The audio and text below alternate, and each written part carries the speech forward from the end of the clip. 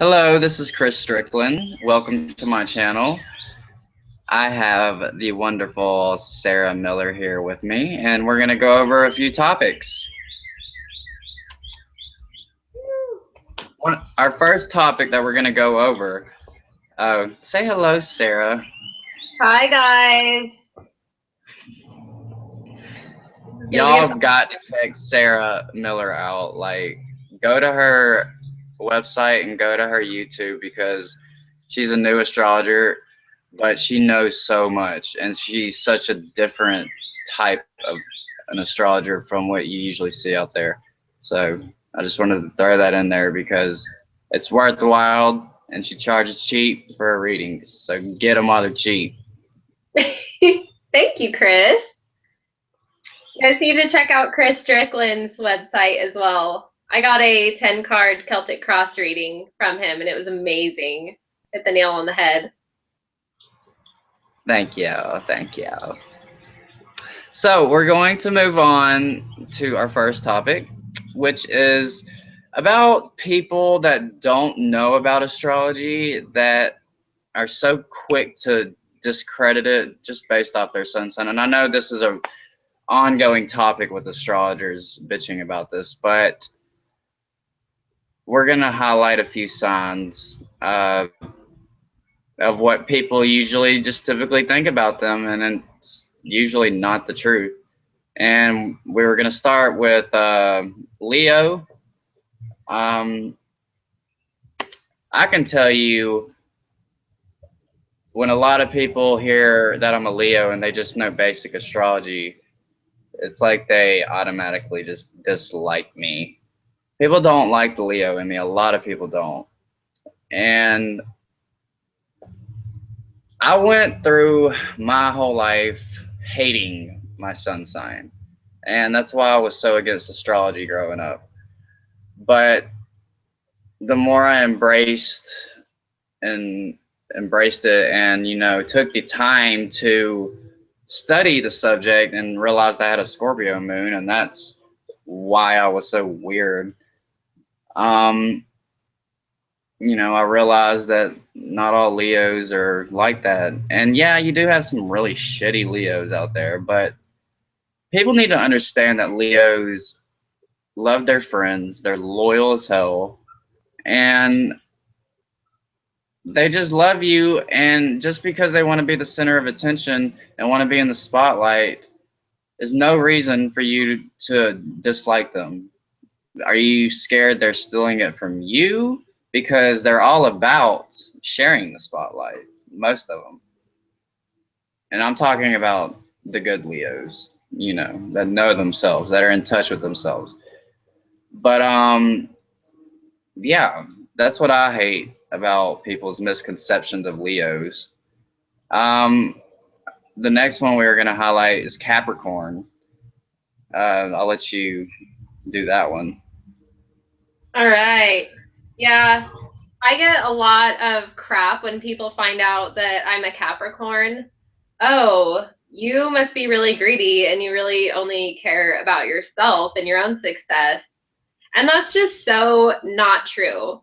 Capricorns need structure and they need a solid foundation, not just for themselves, but for everyone close to them. Yes, oftentimes they'll be the first person to take initiative and really step up their game so that they can provide that and provide security for their whole circle around them. It's not the fact that they just want all the money in the world. And they really get a bad rap about that. And granted, like you said, with the bad Leos and good Leos, the ego and spirit, ego Capricorns really only care about themselves, and that's all they want is they just want to hoard all this money. But Capricorns, in essence, with all their good qualities, are really just down to earth, caring people. And they're really reserved, and that's where they get a lot of flack about, them really only caring about themselves and them being stuck up. They just need security and structure, and they're not going to give themselves away to anybody. They need someone who's trustworthy, and because they're trustworthy, they don't want to, they're not in it to just blow it all away. They're in it to win it in every aspect of life. And Oh, sorry. Go ahead. But I also want to, you mentioned when you were talking about Leos, how you never associated with your Leo moon. And I feel the same way about my or your Leo sun, not your moon. And I feel the same way about my Capricorn sun. Like I never really associated with it much. So it's just kind of crappy for people to just judge you right off the bat like that. Right. Well, the next sign we are going to highlight about people who have misconceptions of is Gemini. And this one is so complex. You want to start it off? Geminis get such a bad rap for being two-faced. Fuck And yeah. and honestly, like Geminis can talk their way out of anything and everything, but I think that Gemini gets the worst rap out of all of the signs because of their two-faced nature, because they'll turn Right. on you in an instant, and just all these crappy things that people think about Geminis, when in reality Gemini is just so mentally active that they see all sides, so they can come off as different people just because they're trying to really put themselves in your shoes and think how you would think, and then they're trying to think how you over here thinks. Right. And their mind is so fast that people, I mean, they jump to the basic shit like the cheating, two-face, you know, the typical shit. And if you really look at it closer, you're right. Their mind is too fast, and it does get them in a lot of trouble a lot of times. But for the most part, I mean, if you can put up with their crazy, then they're really likable people. Oh hell yeah. Yeah.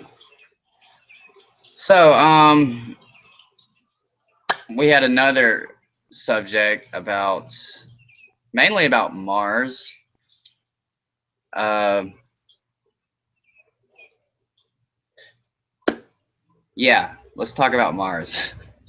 We're going to talk about really annoying Mars signs and why they're annoying. Fuck yeah. All right. Well, we already know that Mars and Gemini is pretty fucking annoying. Um, why don't you get into that one? Don't ever piss off a Mars and Gemini, because I've been in a fight with a Mars and Gemini, and it was the most annoying experience of my life. Like, I'm not even joking. Because not only are they like, when they get angry, when that Mars influence really takes you over, they get very cunning with their words, and they know exactly what to say because they're so skilled with their communication skills.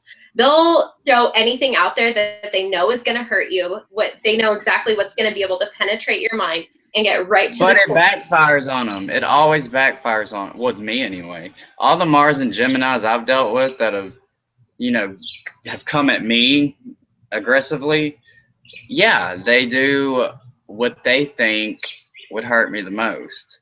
And it might hurt for a second, but, you know, I'm fucking stronger than that shit. Like, Yeah, and you also have to think, like, if you get angry and you act out of impulse, the effects aren't going to be as strong as if you take the time to plan something out, you know? right.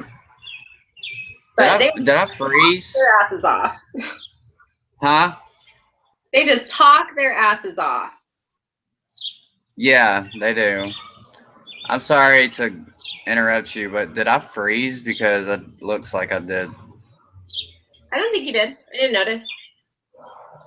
Okay, my computer's fucking with me.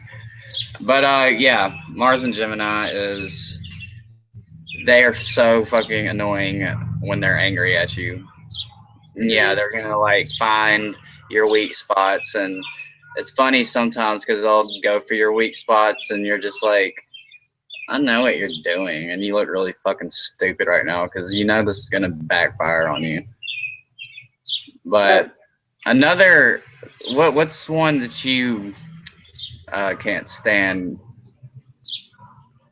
I'm sorry, Chris. I know you have this placement, but I really can't stand Mars and Aries sometimes. It's okay. Y'all piss me the hell off when I'm fighting with you. Because it just turns into a giant pissing contest. Like, who can win the argument? And then even after they win, they have to keep winning, even though they've already conquered. All I do is win. All I do is win. Yes, exactly. It pisses me off so bad. I never let.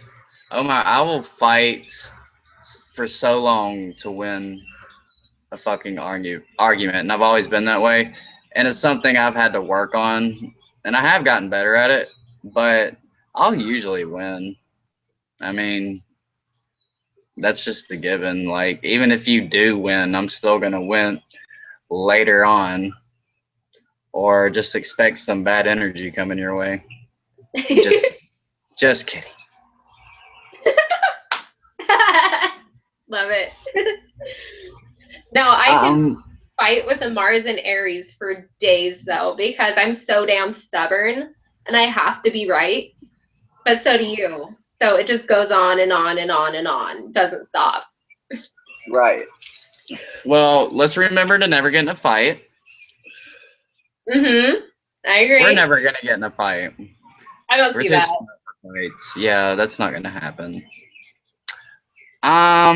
Okay. We wanted to talk about interceptions. Do not, and this has gone on in the YouTube community, and I'm not gonna say any names because I'm not carrying on this drama anymore, but I would like to mention that some of you, and you know who you are, do not blame interceptions of your friends or interceptions in their chart on stupid petty bullshit. And that's really all I wanted to say about that. So, we didn't have any more topics. We could talk about Mars and the other fire signs. Okay. Oh yeah, you have Mars and Sag. I really don't meet a lot of Mars and Sag. Tell me about that. Oh God.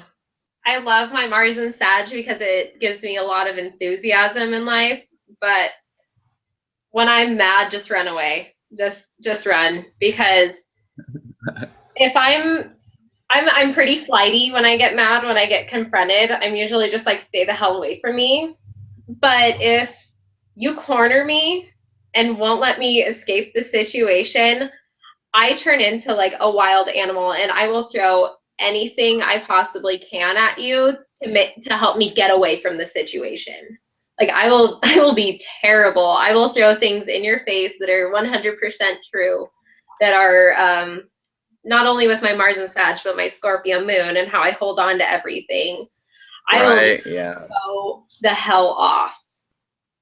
So, what house is your Mars in? The 5th. The 5th. So, with Mars and Sag in the 5th, how would you explain that? How would that be portrayed? Because the 5th house always confuses me. I feel like I take a lot of pride in my creativity because I have my Sag there, and I also have a bunch of other different planets in the 5th house. So I really do pride myself on my creative endeavors. And when I am insulted in any way, or if someone says my idea is stupid, that's like the number one way to piss me off. Yeah. Well, just remember, well, we talked about this, if anybody online throws shade at you, ignore it. Yeah, I've learned that. I've had a few little hiccups there with weirdos and haters. Hey, my Mars and Aries is no better. No fucking better. And it's in the 3rd house. So, yeah. No, yeah. I can't even talk about it. It's just I don't want to get any anger in me right now. But you just cannot win an argument with me. Please don't try. Please. It is so exhausting to me. And I would really hate for you to win the argument. I mean, at the end of it, it's just best if we call it either equal or I win. Because, yeah.